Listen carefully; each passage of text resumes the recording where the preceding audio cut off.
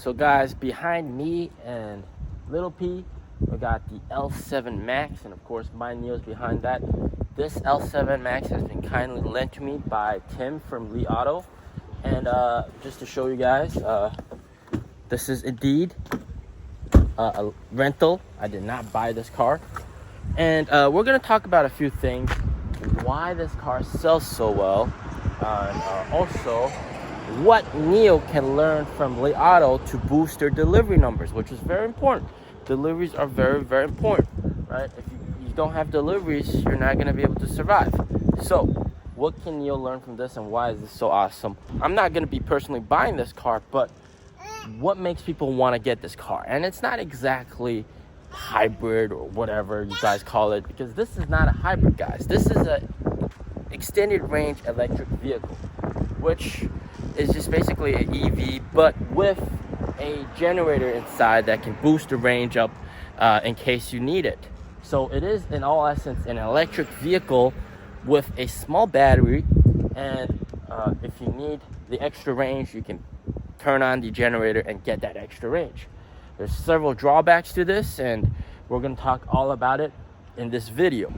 If we pop open the boot, take a look at the boot size. It's a very, very extremely spacious boot. Look at how deep the boot goes. Damn. Just to show you guys how big the trunk is, there's little P for comparison. And he just turned 1, by the way. So, yeah, happy birthday. Hey. Despite this being a smaller vehicle than the L8 and L9, this car is actually still very, very big.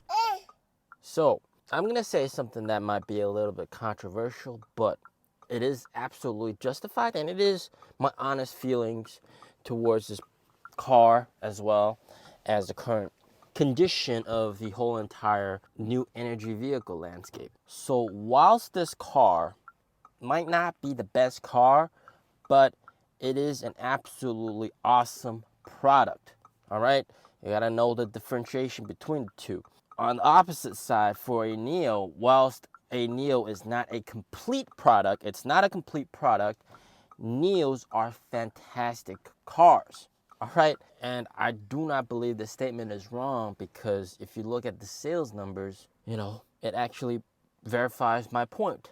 And something to think about is when the first iPhones came out, it wasn't good at phone calls. It really sucked at phone calls, but it offered a lot of other things that traditional other phones did not do, and people were still stuck on the mindset, hey, BlackBerry is the way to go, Nokia is the way to go. And whilst this isn't like the same situation as iPhones when it just came out, but the ideology is very similar. This car offers so many things that are just executed very, very well.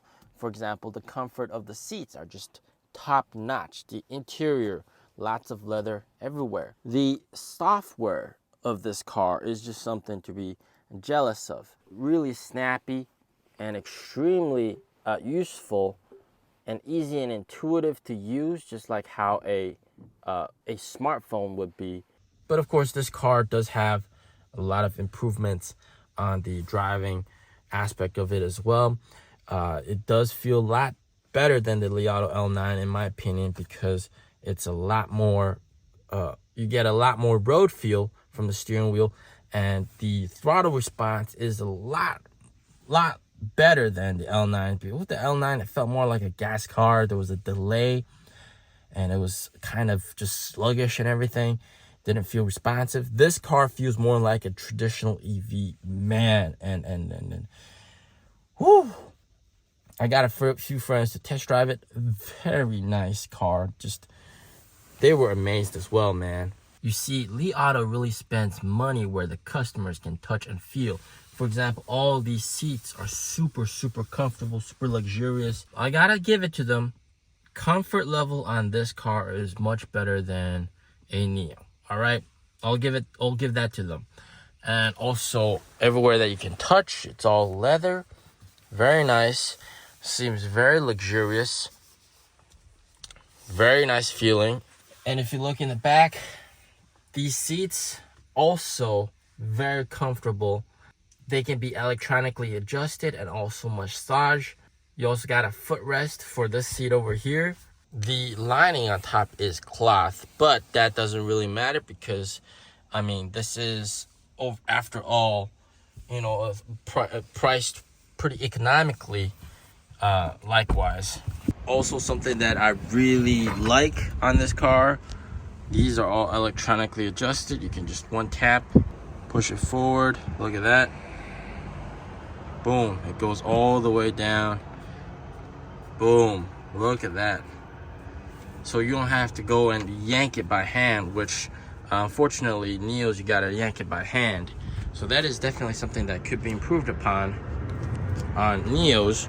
And then of course, if you want to get it back up, pull that and boom, it comes back up electronically. Very nice.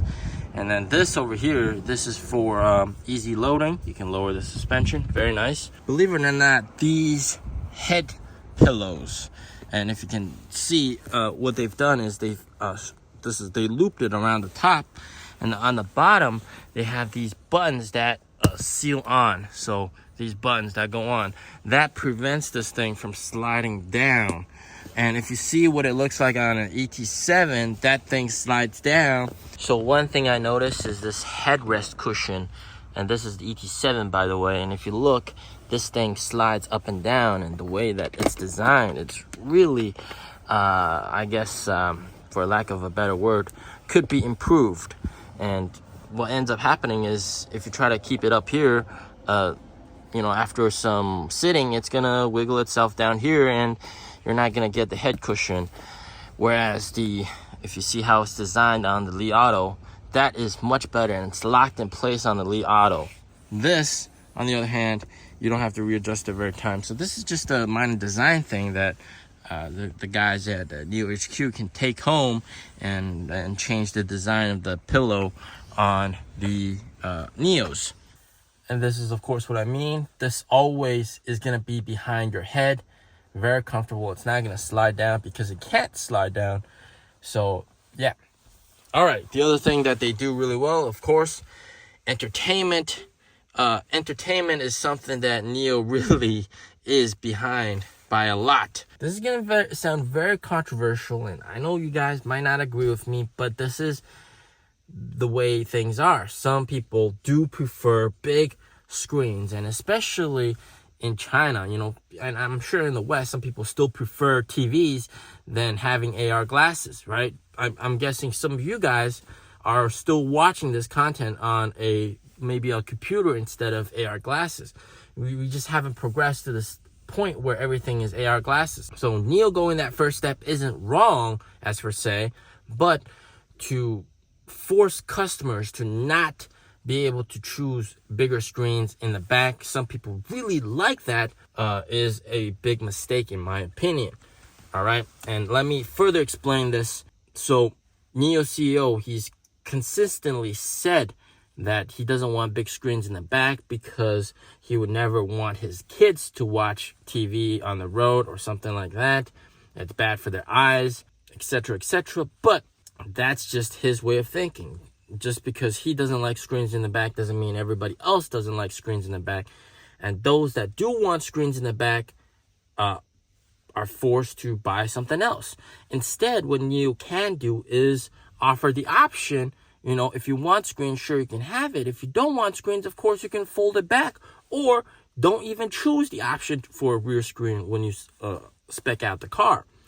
So by forcing no screens, that's just a big drawback, and it's pushing customers away. Everybody that wants bigger screens and entertainment in the back, you either have to wear AR glasses, and I talked to some NIO owners, if they have prescription glasses, it's just a big pain wearing that, and then also AR glasses on top. It's super heavy, not comfortable, and then you got cables dangling all over the place. So it's not the wrong direction, as per se, but some people still prefer TV screens, and you can't fault them for that, right? So definitely give them the option, and this would, of course, boost sales. it's never a bad thing to give consumers more options. The other thing that NIO can really learn from Li Auto is, of course, the Lidar system. On NIOs, it's all standard on NT 2.0 cars, but some people, they just hate Lidar, whether it be the design of it or they don't believe in the way it works. For example, me personally, I would rather have a car that didn't have Lidar because of the protruding top. I don't like how it looks, and I just don't like the entire system. And if it breaks, I just don't want it. All right, I just don't want it. And a lot of first-gen NIO owners in China also don't want Lidar, and they're waiting for a NIO that doesn't have Lidar. But of course, NIO's never gonna give it to them. NIO's cars are all standard with Lidar, and those people that don't want Lidar, they're just gonna have to buy something else or swallow that pill. What Li Auto does is, of course, if you don't like Lidar, you don't have to get it. Don't buy it, right? The lowest option of every Li Auto car comes with the non-Lidar variant. So if you're a Lidar hater like Elon Musk or somebody like that, you can choose that option and not get the Lidar. Just like how you can choose not to get the screen if you think it's going to be hurtful for your eyes. Also, another point of contention that I got to talk about is how on NIOs, they're soon going to start charging money for newer NIOs that are bought after June 1st. For NOP Plus. So if you want the autopilot system, you got to pay a monthly fee. And there's nothing wrong with that, right? There's nothing wrong with that. The thing is, Li Auto offers it for free, right? You buy Lidar, you bought the hardware, we're going to let you use it. Whereas with NIO, we're forcing you to buy the Lidar, but if you also want to use it, you got to pay money. So I can see how that is also a turnoff for some people. Or another way of putting it, some customers might prefer Li Auto's way of doing it. You pay for the hardware, you also get the software and get to use it. Horizontal screens, it's way about time that we put horizontal screens in a NIO, guys. It's unbelievable how long it's taking for horizontal screens to appear on NIOs, because the movie viewing experience on a horizontal screen is so much better than on a vertical screen in a NIO. I'm just gonna pop open something, and this is like a random TV show. Man, that's massive. Whereas on a NIO, this whole thing would be like about this big. All right, it would be like half or half that size. And of course, with this, what you can do is, and this is the power of multiple screens, and you can have it on all the screens and watch it all on the same time, and also watch in the rear screen. And I'm just gonna show you what that looks like. Boom. Yeah. So, I mean, entertainment wise, I gotta hand it down to Li Auto. All right. Of course, comfort, entertainment, and there's a phrase in China, 冰箱彩电大沙发, which is basically Li Auto cars are all about sofa, TVs, and fridges. And of course, on the Li Auto L9, you can get the fridge. But these are what customers want. And I'll repeat what I said. NIO has a fantastic car, but not a complete product. Li Auto is an okay car, but a very good product. It has the things that people want. And now, so some of the drawbacks of an extended range EV like a Li Auto right here is the fact that if the power runs low, the electricity runs low, the battery, and you're at a very low amount of charge, and the generator needs to kick in, but at the same time you're on the highway and there's a very high demand for power for you to drive fast, what happens is the generator ends up not being able to supply enough electricity for the motors that they're using, because the motors are using a ton of electricity to drive fast at the highways. So you end up not having as good of performance as if the battery was full. This is, of course, a very big drawback of EREVs, and this is why a lot of Li Auto sales reps, they recommend you drive on pure gasoline, because this guarantees high performance or a mixture of two instead of pure EV, but most people, they do drive on pure EV. And the benefits of that is, of course, lower price, but you can get from point A to point B on pure electric and then charge there. then that's definitely what you should do, because it's much more economical. And a lot of Li Auto owners do drive the car on pure electric and never touch gas, as if this was an electric car. And obviously, with the features that this product offers, it's a very good electric car, albeit with a very small range. So you do have to constantly charge the thing if you want to run it in pure electric. From what I heard, guys, this is very interesting. So Tim told me that Li Auto is going to come up with their electric MPV very soon. They're going to announce it later this year for delivery early next year. And he told me, boy, oh boy, the design of that thing is amazing. And I can't wait for that. It's going to be pure electric. So that's going to solve all the problems, right, of EREV. And with NIO's whole entire offering of comfort and all these screens and everything, I'm sure the Li Auto MPV is going to be a very good vehicle. Also, another important thing that NIO can take away from Li Auto, and they are sort of doing this already, is to spend money where it really, really, really matters. And this is, of course, they're doing that on the ES6 as well. So, for example, this car, they use a lot of steel in the car, and of course, luxuriousness where it matters, but also places you can't touch, of course, like down here, lots of plastic, the seat belts, not exactly super luxurious feeling seat belts, but it's enough, right? It's enough. This car is enough for most people. So NIO should really spend money where it matters, right? For example, the core technological features, which on the ES6 there's a lot of, and of course, I think comfort, and that's NIO is also spending money on that. The entertainment really needs to be improved, because this is something that is, even though you guys might not agree, it is a deal breaker for some people. All right. So now you guys know why the Li Auto L7 sells so well. 10,000 vehicles a month. Holy smokes. 25K deliveries. The numbers don't lie, guys. The numbers don't lie. You got to admit, this car is taking over. Whether it be temporarily or long term, for a while, a couple of years, this is a very good product. All right. There's no denying that. You guys might not agree with the EREV route. It has everything that everybody wants. And consumers aren't pushed away. If they don't want screens, don't choose the screen. If you don't want Lidar, don't choose the Lidar. Like I said, I stand by the point that Li Auto is very comfortable and very nice to be driven in. So, for example, I'm a passenger in this car, whereas a NIO is a very good car to drive, all right? Because it's so comfortable, and the road feel, steering dynamics, and everything, the responsiveness of the car, yeah, NIO is a very good car. So, I mean, you can tell why it sells well, all right? And you guys might be arguing with me, saying, no, Mr. P. The reality is, just look at the numbers, man. Just look at the numbers. And you guys got to understand that there are a number of factors that are actually against Li Auto and EREVs in China. For example, in Shanghai, you can get license plates for BEVs just as easy as you want. But for gasoline cars and also EREVs like Li Auto, it's a lot more difficult. So there's that thing going against Li Auto. And then also subsidies, right? There's EV subsidies, but for EREVs, you can't get that.